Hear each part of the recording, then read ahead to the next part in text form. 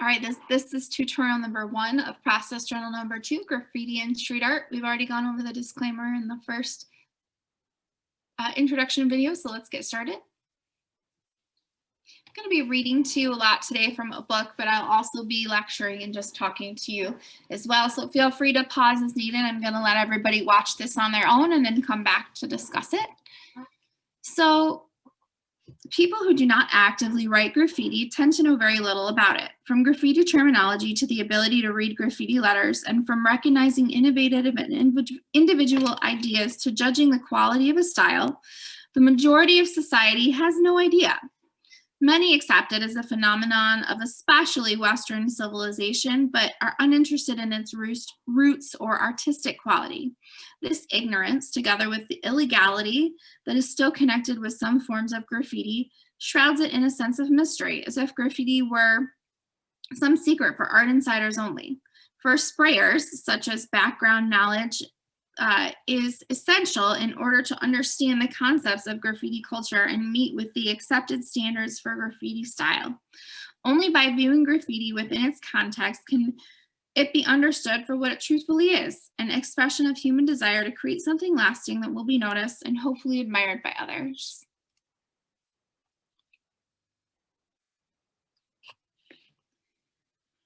Despite, or perhaps even because of the polarization of graffiti, no other art movement has changed the face of American European cities so much as modern graffiti and its influence on other creative fields such as advertisements, graphic design. That's all evident. The question of whether graffiti is art or vandalism is frequently discussed, and the answer to the question is neither particularly hard to deduce nor particularly helpful, because it's both. Or more precisely, it can be both. A spray can of paint is simply the medium or the tool. However, where it's used lies in the hands of a huge number of individuals, from artists to vandals and every stage in between. Graffiti is therefore far too complex and multi-layered to be categorized as just art or just vandalism. The reality is that graffiti has become an established part of youth culture, and it will persist into the future. A rising number of city councils, get this y'all, have realized they cannot win the fight against illegal graffiti, so have decided instead to work together with local graffiti writers. Experience has shown that cooperation and commission walls are more cost-effective ways of limiting graffiti than pumping large amounts of money into cleaning the same walls over and over.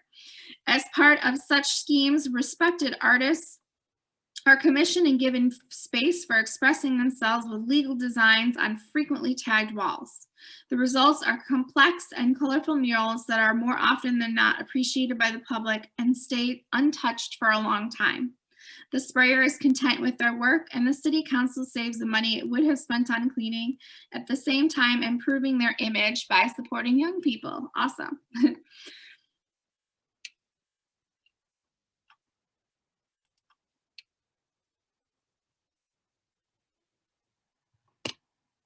Promoting graffiti as an art is difficult. Its principal characteristic of occupying public space, often on a large scale and on an immovable surface, makes it hard to exhibit graffiti in galleries. Instead, it's being promoted as urban art, which other movements such as street art, which includes other movements such as street art. Street art also uses public space, but works with more figurative elements and other techniques such as stickers, stencils, and posters. So we're gonna look a little bit at street art as well too. And when you're looking at your neighborhood or wherever you go, and if you see anything that's not quite graffiti, but it's still street art, that still counts to take your photo for. Some graffiti artists have developed their work beyond traditional letter design and have incorporated new influences or adapted special techniques to help their work stand out.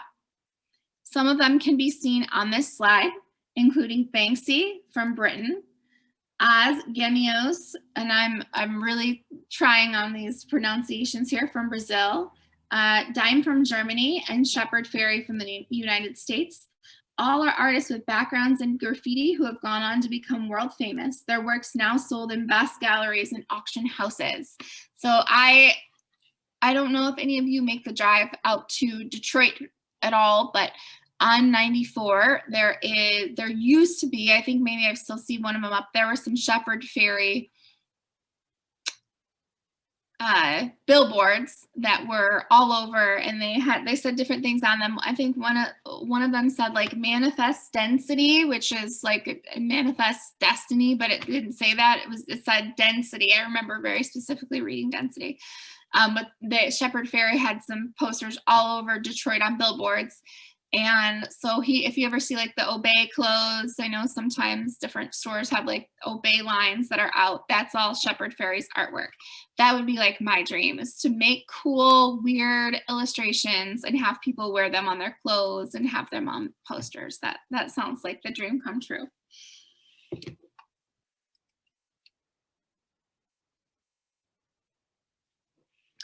In order to appreciate the contemporary culture of graffiti art, it's important to examine its predecessors throughout history. Understanding graffiti's historical roots and development gives a clearer view of its situation today and explains some of the newer varieties that have emerged. So graffiti and graffito are from the Latin word graffiato, which means scratched. So it was traditionally scratching design on a surface. Sgraffito, which is a kind of a type of way to add in a pigment to the scratching. And in ancient times, graffiti was carved on walls in Greece and ancient Egypt, Africa. I mean, there's all kinds of different histories that you could pinpoint to ancient graffiti.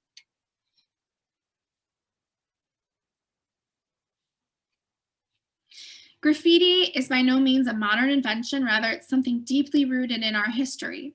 The following pages will explore some of the historical precedents for what we have come to describe as graffiti. First, the long existence of the term itself is proof that socially unsanctioned writing was occurring in public well before the spray can was invented. So we talked about the word graffito. It came from Italy, which means to scratch or carve. I'm not going to skip ahead of myself. Since before the Italians had the word graffiti, people have been leaving their marks on walls. I'm having to read my notes over here. I keep going back, so if you see me go away, that's why. These people weren't viewed as criminals, nor were they seen as artists, but they were hailed as forebearers of modern journalism. So they were making record. They weren't criminals. Without ancient graffiti, we wouldn't have the world's oldest example of written Latin carved into the lapis niger in the Forum in 575 BC, and that's one of these that are pictured here. We wouldn't have nearly as much of an idea of how literate most ancient Romans were, or how they actually pronounced their language, both of which we can tell from the graffiti's misspellings and grammatical errors.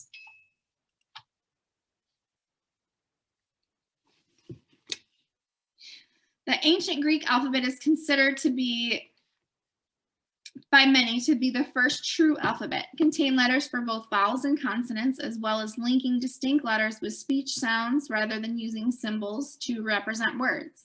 Western alphabets, including Latin, are based in Greek, and so its evolution can be seen in retrospect as a defining point in the development of modern lettering. So we have the Greeks, the Romans, we have them to partially thank for this graffiti.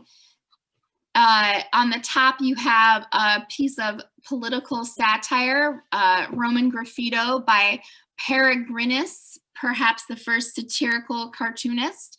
And on the bottom, you have an example from the collection of the ancient Roman graffiti immortalized in ash at Pompeii, which shows that people are the same no matter where or when they live.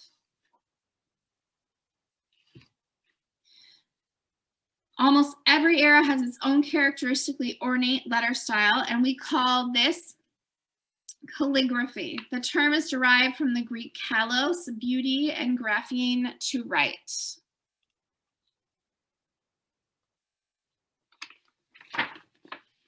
Designing beautiful letters was common not only in Europe, but also in the Far East, where calligraphy had an even higher standard as an independent art form. The Islamic world, too, is known for its artistic decorative scripts, which are partly a consequence of Islamic command not to create pictorial representations of living beings. This led instead to a focus on beautifying through abstract decoration and calligraphy.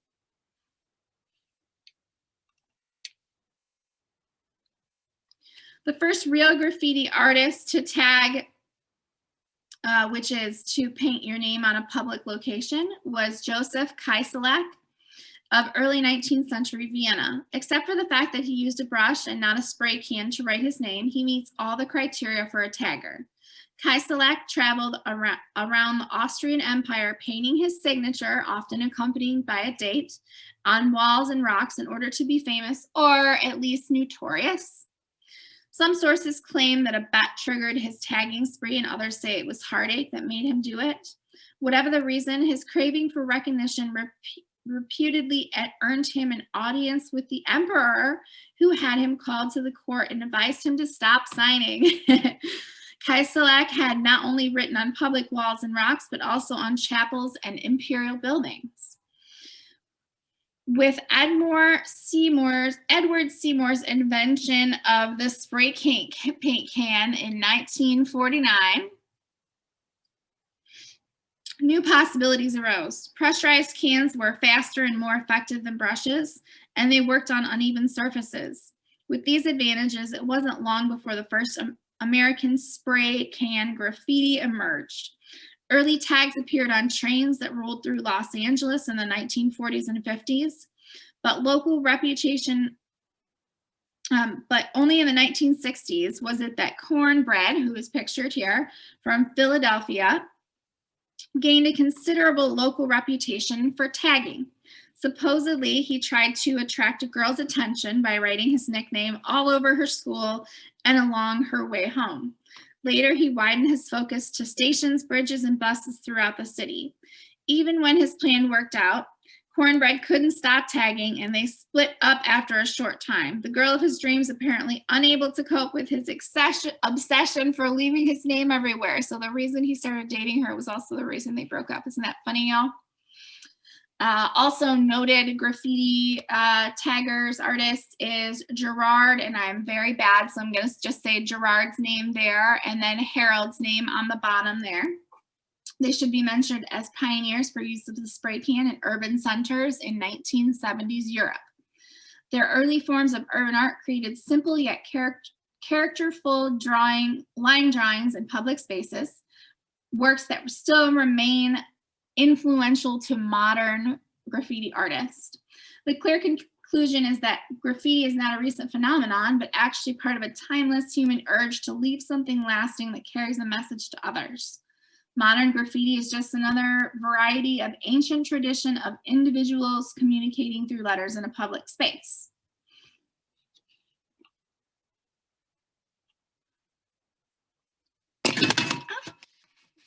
I'm losing it, y'all. The hip hop is the biggest youth culture movement of our time. While other subcultures such as punk or techno fell into decline after being overhyped and diluted by mainstream appeal, hip hop has proved to be popular and long-lived, yet adaptable enough to renew itself. Its origins can be found in major American cities. 1970s New York offered very little room for teenagers to express themselves, and bored youths from poor areas and different ethnic backgrounds were always looking for ways to apply their creative potential. One outlet was organized parties in streets and public parks, which DJs played records and MCs rapped to the beat of a set. The teenagers began breakdancing and writing their pseudonyms with permanent markers. Remember, pseudonym is their fake name. And spray cans in public places, and hip hop was born.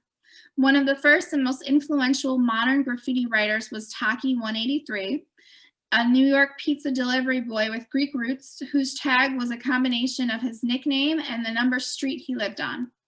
During his trips through the city, he would write his tags on doors or bus stops to such as an extent that on the 21st of July in 1971, the New York Times reported about this new phenomenon on the cover of an inside section titled Taki 183, Spawn Pen Pals.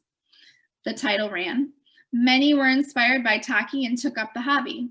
Simple signatures quickly became elaborate graffiti styles with 3D letters and complex effects." So it all started with, on the right-hand side there, he just started it and people just kept going. There's a bathroom in the Blind Pig in Ann Arbor, if you've ever been to a show there, in the basement. But if you haven't, I'll describe it to you a little bit. The walls are all written on, all over. It's kind of a gross bathroom, but the walls are, everybody has left their tag there. The concept of competitive self-promotion can be found at all levels in all disciplines of hip hop.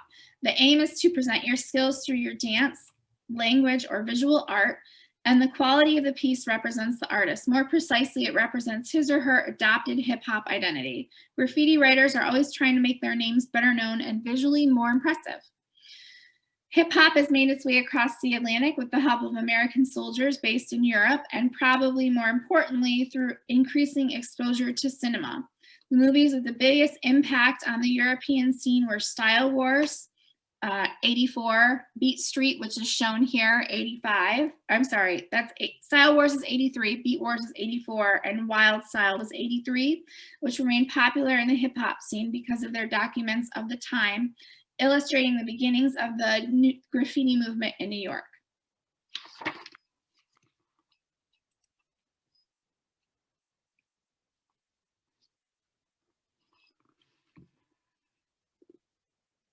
Within the scene, there are 5 ways to acquire fame and make your pieces stand out: quality, quantity, location, size, and continuity. Continuity refers to the consistency with which a writer spreads his or her name around the urban space over a period of time, and this has an effect on both reputation and respect received from the graffiti community.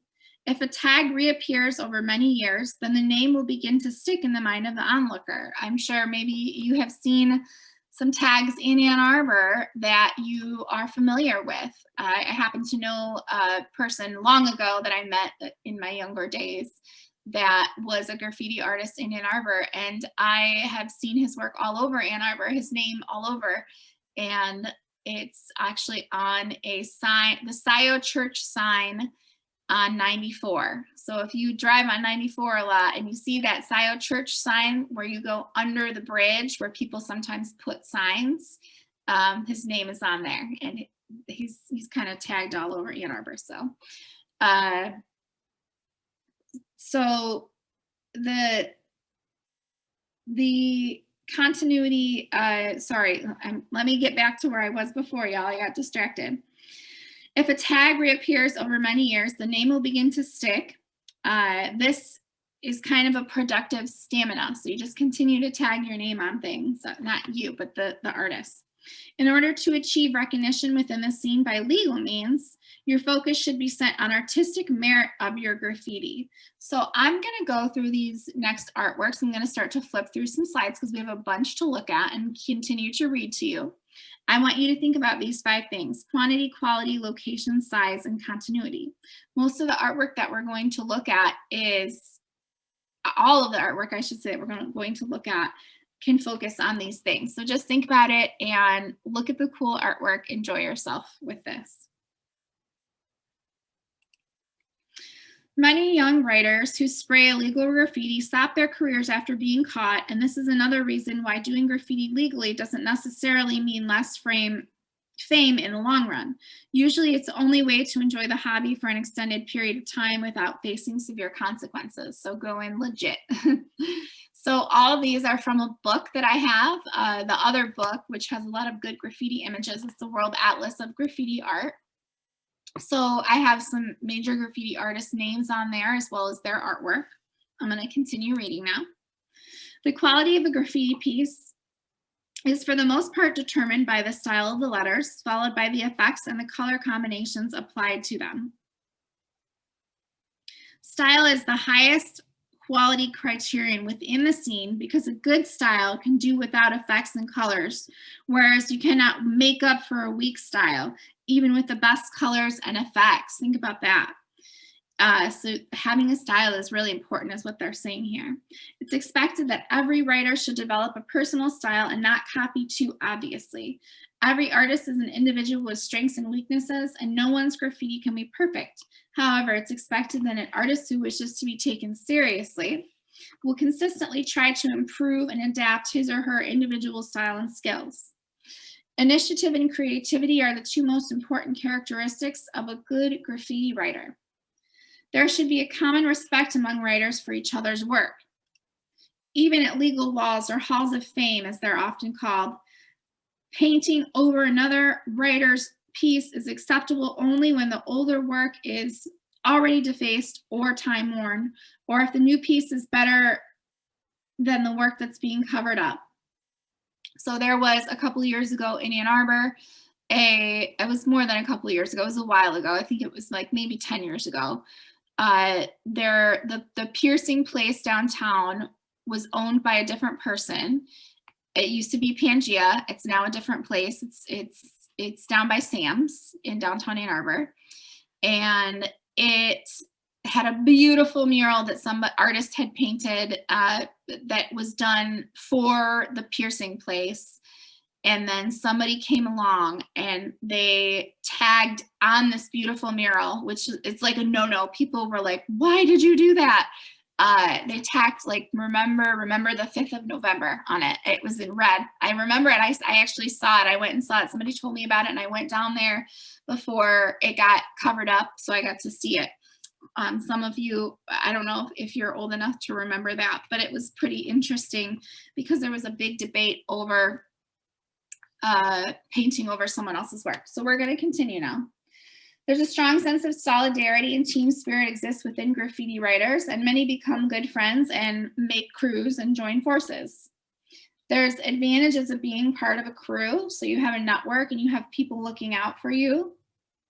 It can also be costly to travel by yourself. So a lot of graffiti artists, the person that I told you I knew before, they like to travel to different places and do different artworks in different places. So they like to stay at places. It's easier to travel when you know more people and stick close together.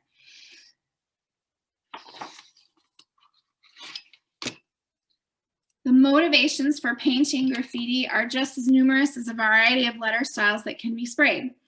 A craving for recognition is certainly a general incentive for most graffiti artists, but there's still other reasons. So some paint for the sake of creating art, some enjoy painting with friends, some make political statements, some just get an adrenaline rush from it, and those who want to cause damage are simply causing damage. So none of these are damage causers, of course. I really wanted to point out how cool this one was. It's like an abandoned building, and this person's kind of like leaning their head over like they've had it. Very cool artwork there.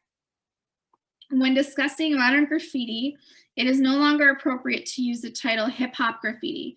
Graffiti was a central medium of the hip-hop movement. However, hip-hop movement was never a prerequisite for expression through the medium of graffiti. No matter if it's hip-hop, punk, electro, heavy metal, it's most popular at the time, graffiti will still be an active form of self-expression and is not limited to one style of music, color, or whatever. So we're going to talk a little bit about the legal side. I'm going to still flip through because we have more. Geez, look at all these artworks that we have to go through.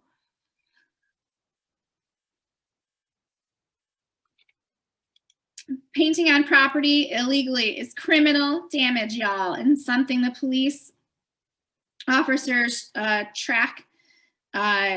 So when you add the risk of being seen in public, it's clear that unlawful graffiti is best at a game of chance, which means that, you know, just like my disclaimer before, please be smart, y'all.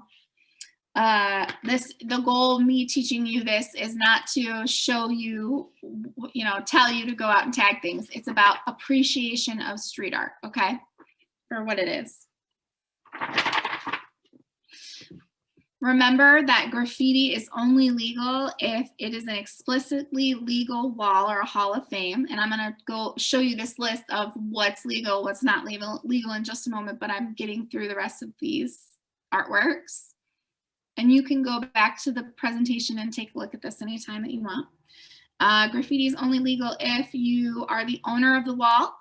And graffiti is only legal if you have the permission of the owner given to you beforehand. Anything else can lead to an investigation by the police. Of course, there will always be gray areas. Certainly not all illegal pieces are reported to authorities, which we'll talk more about that in class, but the laws are very clear. So let's look through these last beautiful, amazing street artworks. I'm going through them a little bit faster now, and I apologize, but you can definitely look through them later to gain inspiration. So remember when I said I talked about it's not just spray paint, it can also be like papers or stickers. So these are stickers that artists put on walls that can be big or small. More stickers over here.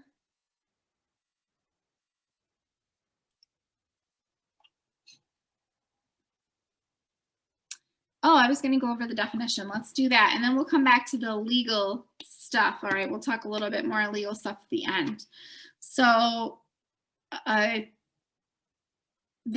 reason that these are the definitions for graffiti, the old versus the new. So we're looking at modern. Our modern definition as compared to the ancient definitions would be that we're using it as primarily self-expression and aesthetic pleasure. And the use of pseudonyms, which is our fictitious names, came in later because people didn't want to get in trouble, y'all. As culture has evolved over the millennia, so has art, including graffiti, and what we leave behind tells the story to those who follow. Modern graffiti achieves many of the same things as ancient graffiti to send a message that doesn't necessarily fit the normal standards of society. Graffiti can send a message about equality. Graffiti can capture the culture of a time period. So you're seeing a message here and then a time period. That reminds me of my childhood, but also some of you probably play Mario now, so maybe it's relevant to you now too. So graffiti might be trying to make a social or political point, and just looking at this, think about what some of the connotations of these could be. So if you're reading them, they are little mind tricks, aren't they? Keeping graffiti on paper or canvas is an example here. Excuse me. Of Andy Warhol and Jean-Michel Basquiat's famous collaboration of artwork that they did together. And this is an outdoor installation for an exhibit. So there are ways to do graffiti that can be less about tagging things. Back to the legal side here. So I'm going to break down to you a little bit of what would happen if someone were to get into a legal situation, because we are going to talk a little bit more about that with Keith Haring's art. And I'm going to move fast because I'm trying to get done within a half an hour so that you all can get out of this video and have time to unwind from the video. So if the police catch a subject, they're questioned and then given a chance to make a statement. If they deny the graffiti and they do not incriminate themselves in the interview, then it becomes the job of the investigators to find the proof. Witnesses, fingerprints, paint stains on the skin or the clothing, surveillance footage, and even DNA analysis can all be used to prove that the sprayer is guilty. And have y'all ever watched like forensic files before? They can get pretty intense with that, but you know, it's not like you killed someone. You know, I don't know how far they would go. Should the police be interested in finding out more evidence, they can perform a house search and get a warrant. If incriminating objects are found, that might also work against the graffiti artists. In most countries, illegal graffiti in public spaces is considered damage to property and penalized as such. Fines may be imposed. Teenagers and first offenders sentenced most likely to community service and small fines. Although even small, it can still stick on your record and hang out with you for many years. Depending on the situation, a civil law claim might be fired. Not fired. A civil law claim might be filed, and you might have to deal with the owner of that place that you tagged on. So thinking about, like, I was just talking about how somebody tagged over this brand new, beautiful, legit painting. So how we respect other people's property and places, let's put that all into context too. And then you'll either give the option to have to pay for the graffiti to be removed or to paint over it. It may be expensive. Not all countries and cultures take as negative of a view to graffiti as we do in Europe and North America. Some parts of South America and Asia have a much more relaxed approach to graffiti in public. And though anti-graffiti laws may be in existence, they're seldom enforced. So some cultures don't see it as a nuisance, but rather it's part of their culture. Illegal graffiti may seem tempting or fun, especially to beginners. I'm going to end with this on the legal side, but it's easy to underestimate the consequences you might face if caught and sentenced. Beside any costs that might need paying, a conviction might cause problems in the long term. So trains made their way. Trains are another place we're going to talk about the more illegal side of it. So if you were to do something like this, it might be more illegal. Graffiti writers got to see the work of other writers on trains, though. So this was like a bigger thing when graffiti was first coming up. So this type of graffiti is vandalism and is illegal. Do not attempt it. All right, good. We've gotten over the disclaimer there. Gonna go on to the next one here.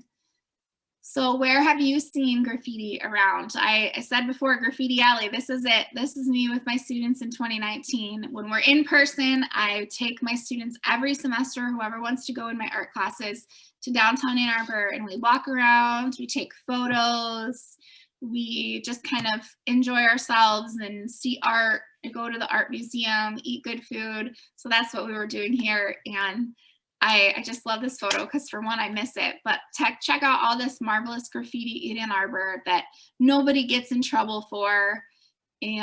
Or I think nobody gets in trouble for. Who knows?